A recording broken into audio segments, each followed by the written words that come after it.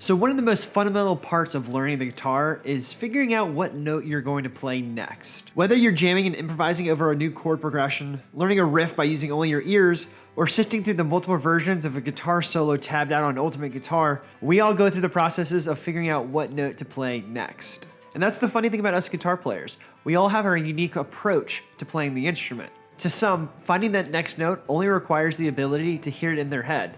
They have this incredible ability, and superpower, if you will, to find out each note by simply listening. These people can hear a sound, and really any sound. They can hear the garbage truck coming down the street or the closing of a refrigerator door and identify what pitch that note is. And some people can even hear complex chords and identify each individual note that make up that extended chord. We call this ability perfect pitch. But most people don't have that superhero power, or the lighter version of that power called relative pitch. So what are us mortals supposed to do? So basic music theory is solfege. And you probably recognize that as do, re, mi, fa, sol, la, ti, do, or the song from Sound of Music that we learned in the 4th grade. And paired with what notes are in the key of a particular song, we know what notes to play when playing a solo. And sure, you can insert scales here, pentatonics there, or arpeggios everywhere, and that all works fine and dandy when taking a solos, but I'm trying to think outside of the box. Or rather, the pentatonic box. And for those of you who were just now meeting, my name's Colt Wheeler. I'm a guitar player based here in Alexandria, Virginia, and I have a mission of becoming a great chicken picker and country guitar player. I just started out playing country music about 2 years ago, and I'm still learning myself, so hopefully I can inspire you guys to learn and pass along the knowledge that I'm learning, and we can learn together. I read a quote recently that said, "Be the person you needed when you were younger," and I always wanted a country guitar YouTuber, guitar teacher, edutainment personality, whatever. I'm trying to be that for my younger self, so hopefully you can get some value out of this as well. Let's say you're soloing over Blue Sky by the Allman Brothers Band, but you're not exactly sure how to play the solo like Dickie and Dwayne did on the records. And to be honest, your E major pentatonic, they're kind of getting a bit stale. What do? Well, if you know all the notes across the fretboard, armed with the knowledge of knowing where every note on the E major scale is, or rather what each note of the E major scale is, this allows you to transcend pentatonic and major scales and float around the fretboard anywhere at your own leisure. And like I said earlier, if you know your scales, if you know your triads, your arpeggios, your pentatonic scales, and you can weave in and out of all of that, that's great. But hypothetically, if you saw an F sharp note somewhere, anywhere on the fretboard, you could go there in an instant and see what that area on the neck is all about. That, my friend, is the most ultimate form of expressive freedom. And you might find yourself thinking, how do I get to the point where I can instantly recognize the notes of the fretboard? And that's what I wanted to discuss today. Finally unlocking that fretboard. Now, learning the notes of the fretboard may seem like a day one task in your guitar journey, but if you're anything like me, you never bothered learning the notes outside of the low E and the A string, and by default, the high E string as well. I mean, these strings are where your power chords live, so why learn anything else? And surprisingly enough, I learned it in 30 days with only 5 minutes of practice each day. Let me show you how I did it. Now, before we get to the exercise, I'm gonna go over a few tips, or rather hacks, to cut down that learning curve.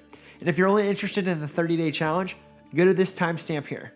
So I'm going to assume that you only know the notes of the E and the A strings for power chord purposes. But honestly, that actually puts you at an advantage when it comes to learning the notes of the G and the D string. Looking at a G power chord, we can see the index finger is on a G, and so is the ring finger on the D string. So if you know your notes on the E and A string, just skip a string, add 2 frets, and you'll arrive at the exact same note. You may or may not already knew this tip, but I'm trying to unlock some minds today, and hopefully this tip helps somebody out. If it did, let me know in the comment section down below. Now we only have to figure out the notes of the B string.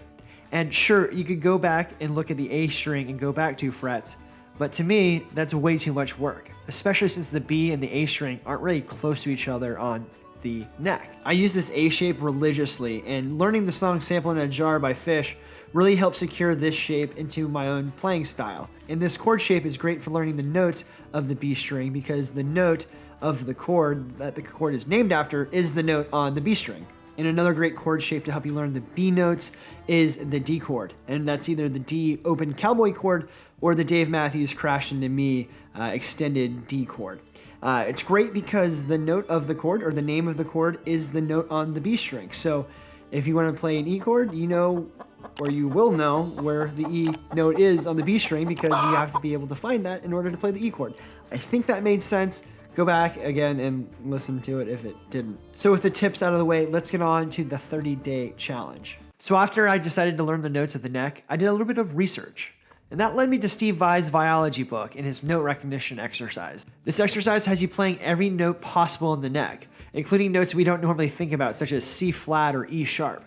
So get your mind working with all the music theory perspective, but it also gets you learning where the notes are in the fretboard. For this exercise, you start here and work your way down the list, hitting each note on the designated string. When you finish one column, move on to the next, and so on until you get to the end. At this point, you would have identified every note on the neck. To be honest, this challenge was very intimidating at first. I mean, the first day it took me 9 minutes to complete. And like everything in life, practice makes perfect, so for the next 30 days, I dug in and did this exercise every day. The first couple of weeks were brutal. I got many of the notes wrong and took quite a bit of time.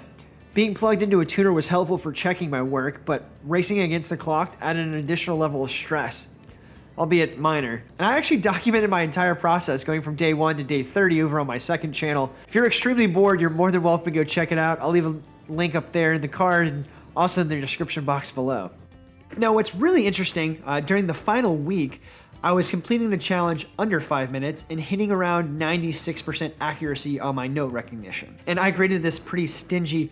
A slide to the right note or an immediate correction of the first initial note was considered a miss. So very pleased with 96%. And I'm pretty proud of myself coming up from 79% accuracy on day 3.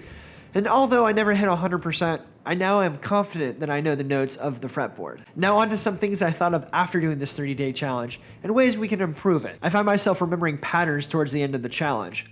If I were to do this again, I would switch things up every few days.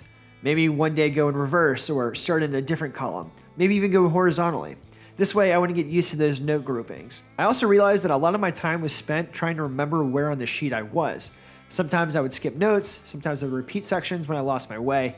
I haven't come up with a solution for this yet, but I am pretty confident that I could get my time down even lower if I came up with a proper solution to know what note to play next. And since we mainly talk about country and southern rock guitar on this channel, we don't overly go into complex harmonies. So the idea of F flat or B sharp isn't necessarily useful for our purposes. With that said, I created my own version of this note recognition exercise using only the notes that we're gonna find in country and southern rock music. If you're interested, you can pick up a free PDF in the description box below. And not to take away from Steve Vai and his inspiration for this challenge, I've linked his book, Viology, for those of you who are looking to dive deeper into the depths of music theory. So after 30 days, I can honestly say I am a better guitar player for going through this exercise. And I'm a lot more confident in my note recognition. I stand by it so much that I'm gonna add this challenge to my everyday practice routine. I'd love to hear from you and your thoughts. Are you up for this challenge? Let me know in the comment section below. And if you have some ways to help switch things up to keep it fresh, love to hear those things below too. If you're looking for more country guitar fundamental lessons, check out this video over here, and I'll see you over there.